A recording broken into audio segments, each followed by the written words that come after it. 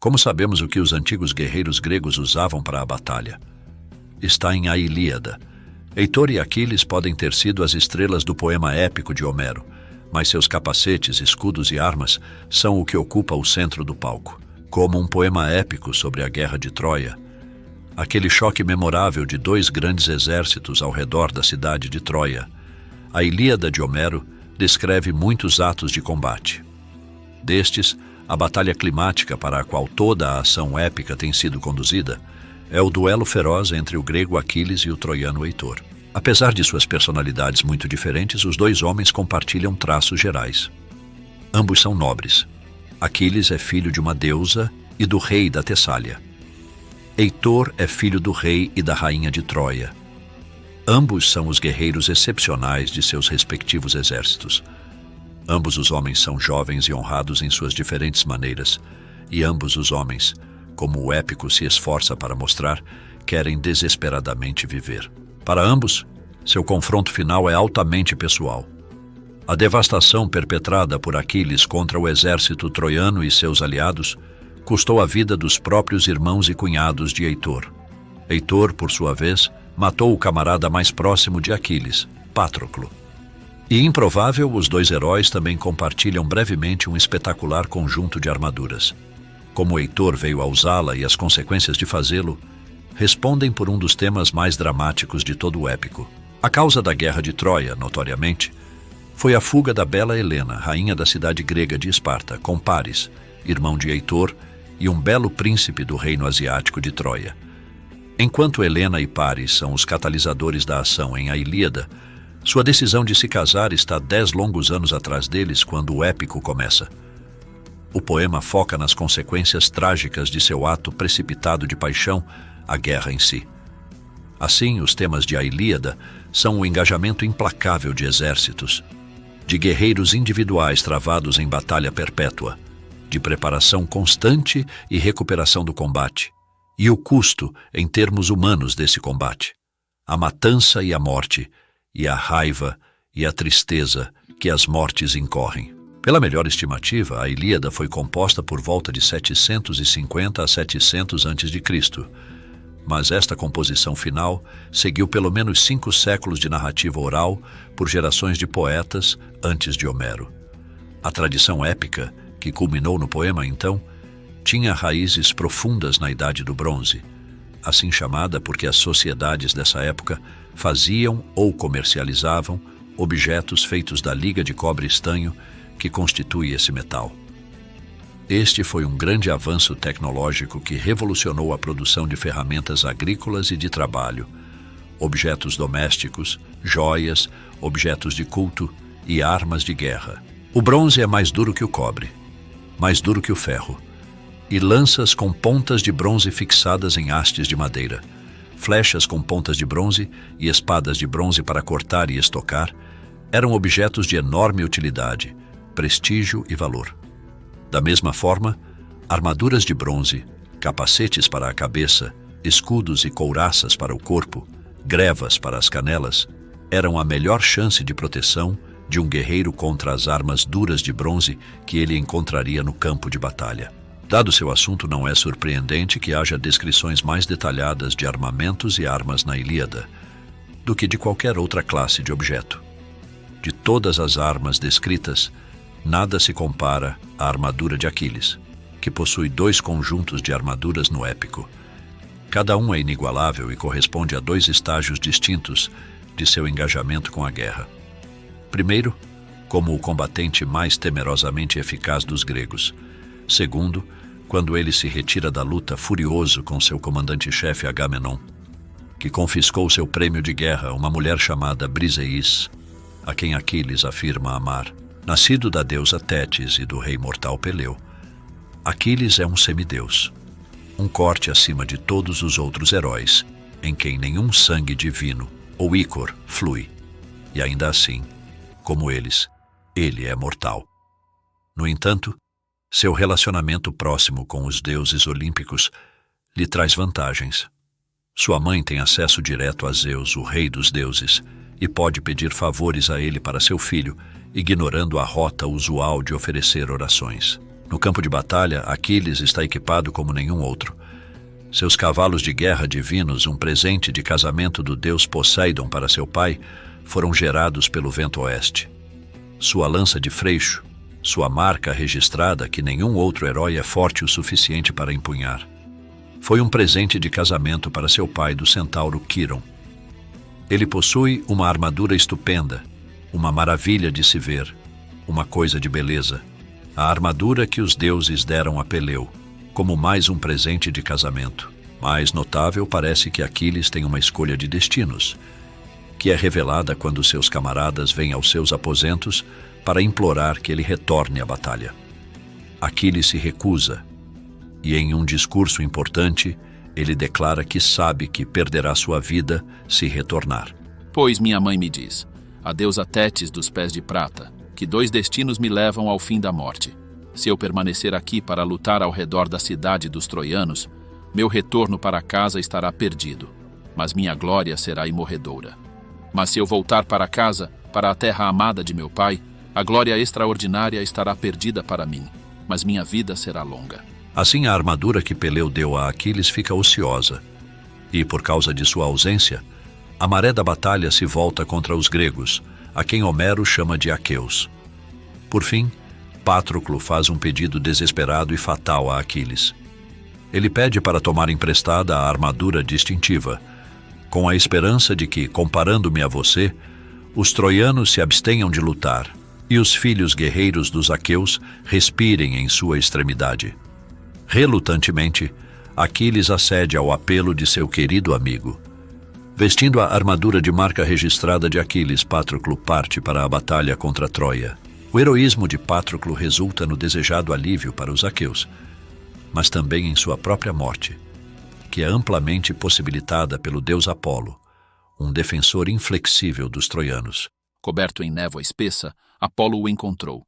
Então ficou atrás e golpeou as costas e os ombros largos de Patroclo com a palma da mão, de modo que seus olhos giraram.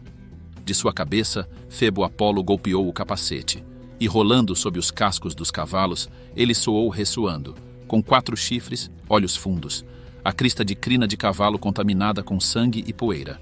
Antes disso, era proibido que o capacete com crista de crina de cavalo fosse contaminado com poeira, pois ele protegia a bela cabeça e a testa do homem divino Aquiles. Mas agora Zeus o deu a Heitor para usar em sua cabeça. Mas sua própria morte estava muito próxima. Nas mãos de Patroclo, a lança de longa sombra foi totalmente despedaçada, pesada, maciça, poderosa, pontiaguda com bronze. De seus ombros, seu escudo e cinto com bordas caíram no chão. Então o senhor Apolo, filho de Zeus, desfez sua couraça. A confusão tomou conta de seu juízo. Seus membros brilhantes estavam soltos sob ele. Patroclo ficou atordoado. Atrás dele, em suas costas, entre seus ombros, um homem troiano golpeou com uma lança afiada a curta distância. Atingido primeiro por um deus e depois por um troiano tornado completamente vulnerável, Patroclo tenta recuar, mas é capturado e morto por Heitor, que se vangloria do morto, e o despoja de sua armadura. Uma luta amarga acontece entre aqueus e troianos por esse grande prêmio, e por fim os troianos prevalecem. Heitor é rápido em trocar a armadura de Aquiles pela sua, um ato de arrogância que faz com que Zeus, que está observando das alturas do Olimpo, balance a cabeça em desaprovação. De volta ao acampamento aqueu, Aquiles fica sabendo da morte de Patroclo. Instantaneamente sua raiva por Agamenon evapora, e ele fica cheio de tristeza por seu amigo caído e com raiva de Heitor. Determinado a se vingar, ele declara que retornará à luta e pede à sua deusa mãe que obtenha uma nova armadura. Com esse pedido, Aquiles dá um passo decisivo no caminho que leva inexoravelmente ao destino que ele uma vez procurou evitar: uma morte prematura. A ação no campo de guerra para, e o épico segue sua mãe Tétis até a oficina divina de Hefesto, mestre ferreiro dos deuses. Na movimentada oficina mágica, com seus grandes foles e engenhosos atendentes mecânicos, Hefesto forja a nova armadura brilhante de Aquiles. Com sua criação, Aquiles cruza uma linha histórica em sua própria vida. A armadura que sua mãe implorou para sua proteção é, na verdade, um símbolo de sua morte que se aproxima. tudo isso é conhecido por Hefesto. Ele criará a armadura mais esplêndida que qualquer homem mortal já usou. Mas como ele diz à mãe de Aquiles, ela não salvará a vida de seu filho. Quem dera eu fosse tão seguramente capaz de escondê-lo da morte e de sua dura tristeza, quando o terrível destino vier sobre ele, pois ele terá sua esplêndida armadura, tal como muitos homens dos muitos homens que a virão, ficarão maravilhados, quem quer que a veja. Colocando toda a sua habilidade no trabalho, Hefesto cria um capacete, uma couraça e grevas magníficos, mas sua obra-prima é o escudo. E nele, ele trabalhou com gênio conhecedor muitos desenhos intrincados. Nele ele formou a terra, e o céu, e o mar, e o sol incansável e a lua crescente, e nele estavam todas as maravilhas com as quais o céu é circundado. No escudo de Aquiles também há representações de cidades e da vida dentro delas.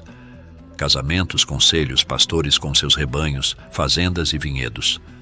Em suma, o escudo que Aquiles levará para a guerra carrega sobre si toda a variedade de vida que ele perderá em breve.